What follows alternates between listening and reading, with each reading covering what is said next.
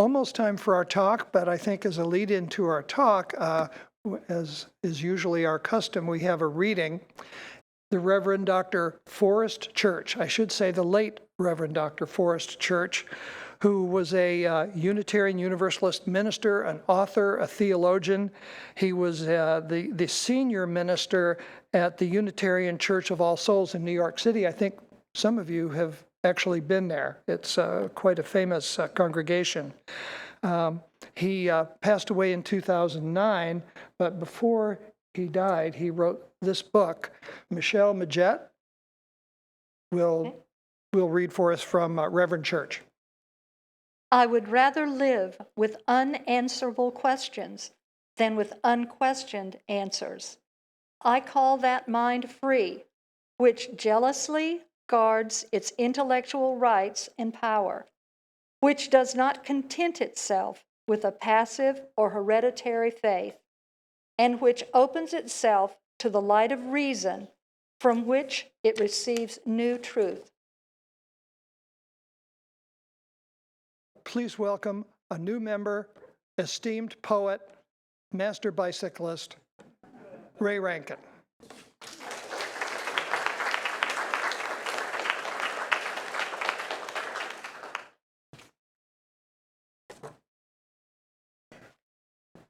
Good morning. I'd like to tell you guys a story about me. A while back, my friend Terry took me to his favorite spot on the eastern perimeter levee, a dike which holds the Everglades back from West Fort Lauderdale. It was mid-April. We arrived a half hour before sunset.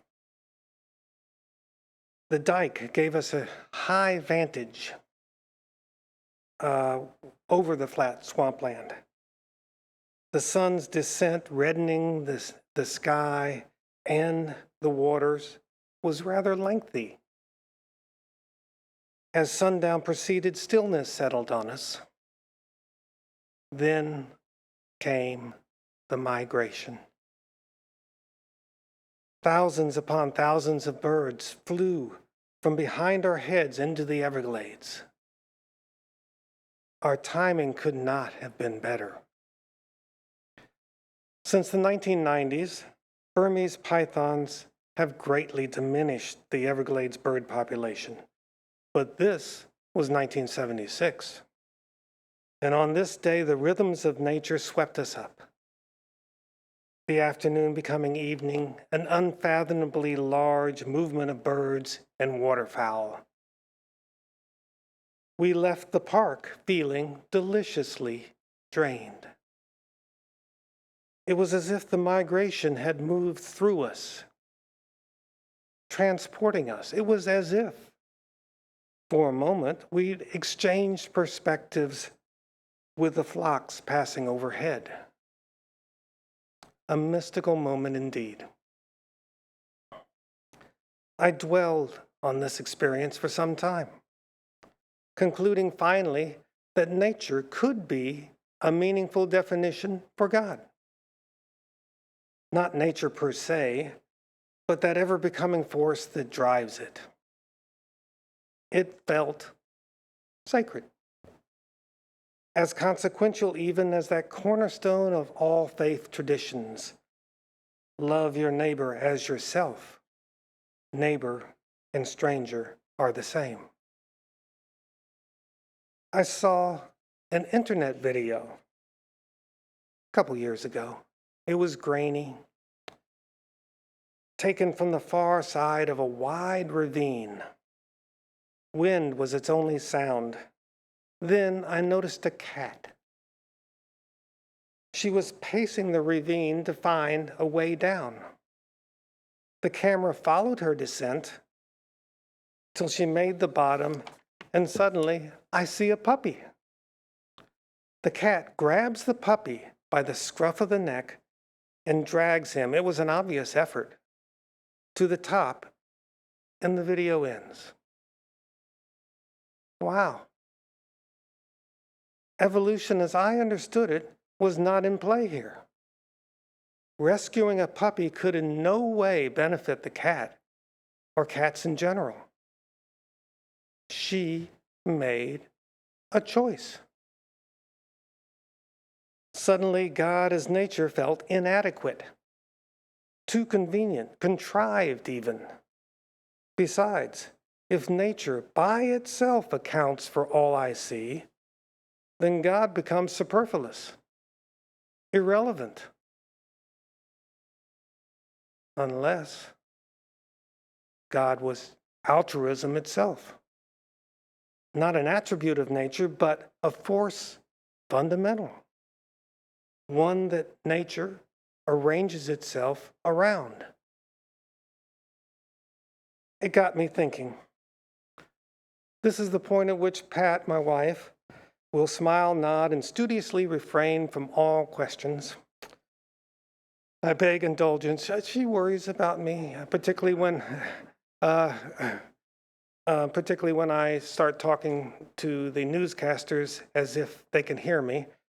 But that's another talk. Rationality is quite important to me, maybe too important. I always try to logic things through, especially a reason to believe, as self-contradictory as that seems to be. Many feel that reason and faith are mutually exclusive. Not me. For me, a reason to believe is the ground floor from which all reasonableness can build up, a prerequisite for knowing anything, a context without which science is just a catalog of well-ordered facts and targeted explanations. Years after my Levy experience, I read Lao-Tzu's Tao Te Ching. It's a 2,500-year-old poem. I don't pretend to understand it. But one idea came through clearly. Since nature collaborates, we, as part of it, should also. This proposition feels right. Of course, it's only words. And the Tao Te Ching's first line states, anything that can be spoken of is not the truth. The trouble is, it was truth I was seeking with words. But words are all I have. I accept evolution as nature's driving force, and that competition helps drive it. But I reject the idea that evolution hinges on competition. Contra Ayn Rand, Richard Dawkins, and others, I contend that symbiosis is far more fundamental to nature than competition is. In fact, I propose that symbiosis is nature manifesting altruism. You could say this is a word game, a matter of convenient definitions, but I say this is seeking the widest possible perspective. Of course, symbiosis could be seen as life forms serving their own interest. But wouldn't the better interpretation be the larger one? That symbiosis is nature serving itself to become ever greater than it was. This strikes me as more salient and more useful. I'll admit, my take on evolution could be a facile one, not unlike my take on the Tao Te Ching. Okay, but it holds a saving grace also. It's not hierarchical. It doesn't place humans at the top. Evolution as golden rule driven may sound odd, like an unjust mixing of science and spirituality, but I'm hardly the first to call reciprocity the prime driver of evolution. Yes, conform to nature or die out, That sounds inherently pragmatic, not altruistic. Still, both could be true. The cat in the video made an altruistic choice, but it didn't negate her day-to-day decisions. Evolution codes for both, but it preferences always nature as a whole. We're all in this together. Sure, helping others to help oneself is patently pragmatic, but it's also wise. And the height of wisdom is ethics. The wisdom here, we either support the well-being of all living things, the altruistic option, or evolution selects our fate for us, and we won't like it. That evolution demands symbiosis, and that symbiosis correlates to altruism can't be a coincidence, can it?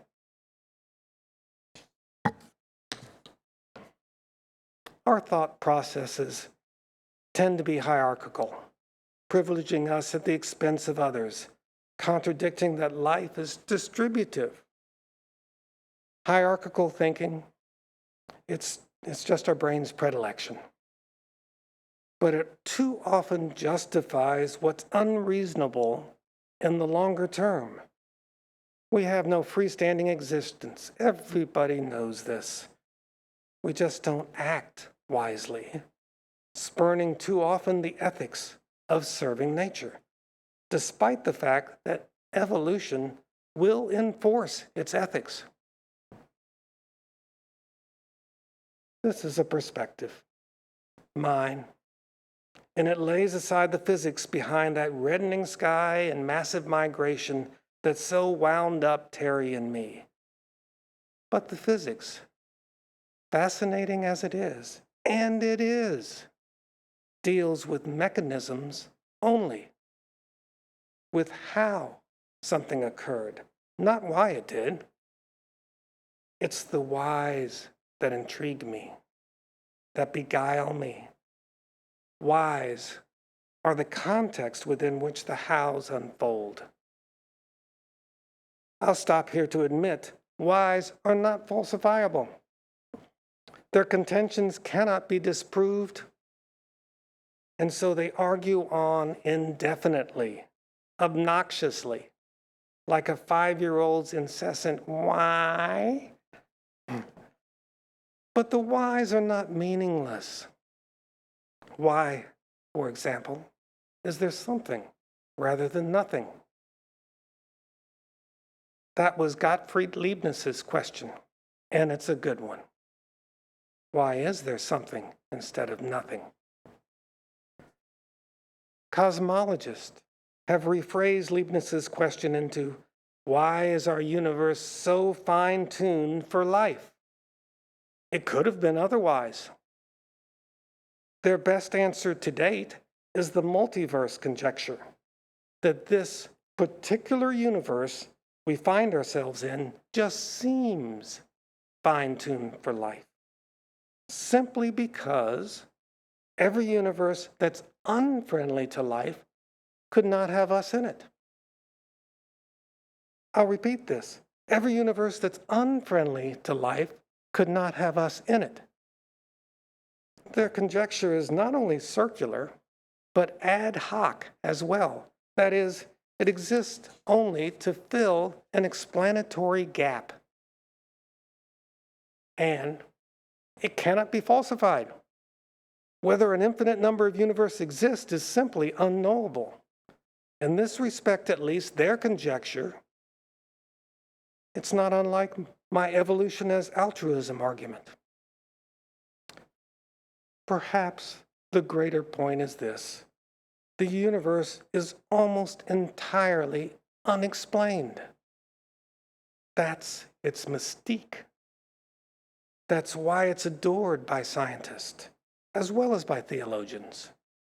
Scientists may study mechanisms in minutia, but it's to the greater end of divining nature in its most comprehensive aspect. scientists, and philosophers, even armchair ones like me, all seek the same thing: the broadest context for our existence. What's not to love here? Biologists, for example, and to their credit, are designing falsifiable experiments to test the hypothesis that plants could be decision makers. Another odd notion. But is it? Even Darwin, as far back as 1898, characterized roots as water-seeking problem solvers. It's the premise behind biologist Stefan Mancuso's assertion intelligence is an attribute of life. The charge of anthropomorphism cannot apply here. It's not possible to discuss intelligence short of anthropocentric terms. Anthropomorphism is human metaphor. It's just how we render difficult concepts. The term just means putting human characteristics on something that's not human. Our anthropomorphism is the backbone of our language. I just used an example there. The head of the class, the footings of our foundation. We just had foundation work done. That's why that was in my head. The long arm of the law, the body of an argument. The point is, anthropomorphism is a good thing. It shows how we're related to things that are not us. The very thing we need to consider more often. And it stands in opposition to anthropocentrism, which is the idea that humans are the center of the universe. The Catholic Church adopted this very early on, and a lot of religious faiths believe it also. But it's a conceit, and it's a dangerous one. Recently, I stumbled on a treatise by philosopher John Searle, and it utterly defeated me. He pointed out that nature exists independent of science and philosophy, and of course, my theorizing. That there's an order to the universe, he says, does not presume universal intelligence, or, for that matter, a purpose. Math, by itself, can explain the universe, and math is wholly agnostic. I don't like this. I really don't like this. But I can't refute it. All right, my evolution as altruism conjecture is not good science. Not even good argumentation, perhaps. It's just a perspective. Still, it's no worse than Dawkins's book, The Selfish Gene, and that one sold millions. I suppose my argument was always a reach. Just know that I so wanted to deliver a valid argument this morning.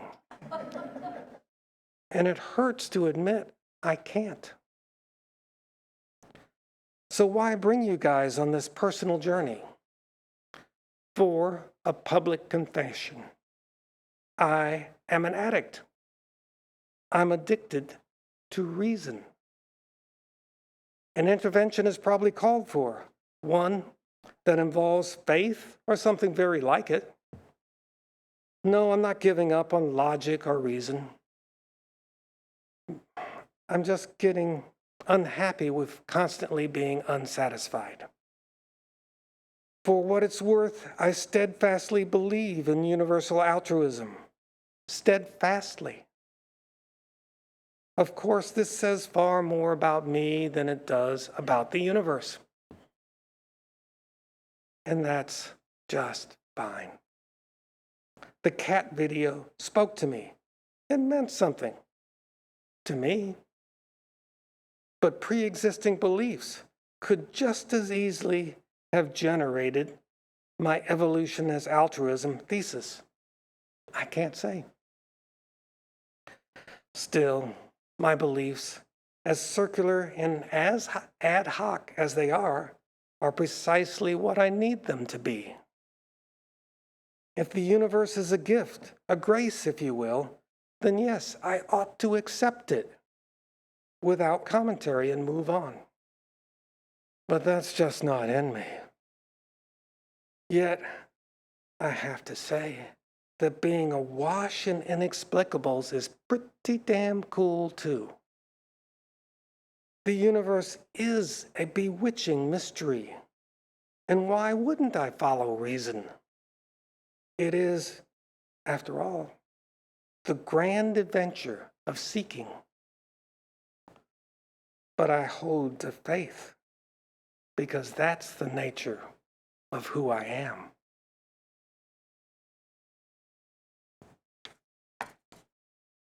Thank you.